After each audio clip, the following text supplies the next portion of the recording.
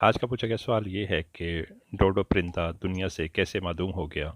تو اس کا جواب یہ ہے کہ 17ویں صدی میں معدوم ہو جانے والا ڈوڈو اڑنے کی صلاحیت سے محروم پرندہ تھا۔ اس کا شمار بڑے پرندوں میں ہوتا تھا۔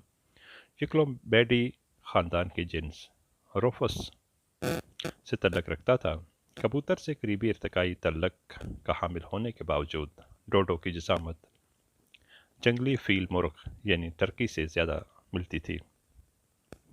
اس کے سر پر گہرے ہاکستری کلگی، چھاتی سفیدی مائل، جبکہ دم اور پروں کا رنگ زردی مائل تھا۔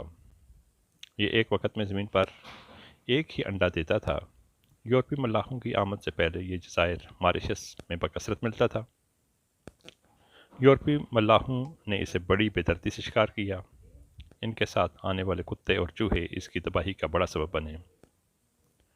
اڑان سے محرومی اور زمین پر انڈا دینے کے سبب اس کے پاس اپنی بقا کا کوئی طریقہ نہیں تھا۔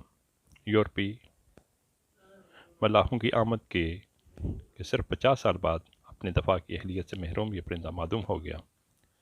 اسی لیے یہ پرتگالی جہاز رانوں نے اسے ڈوڈو کا نام دیا۔ پرتگالی زبان میں یہ لفظ بیوقوف کے لیے استعمال ہوتا ہے۔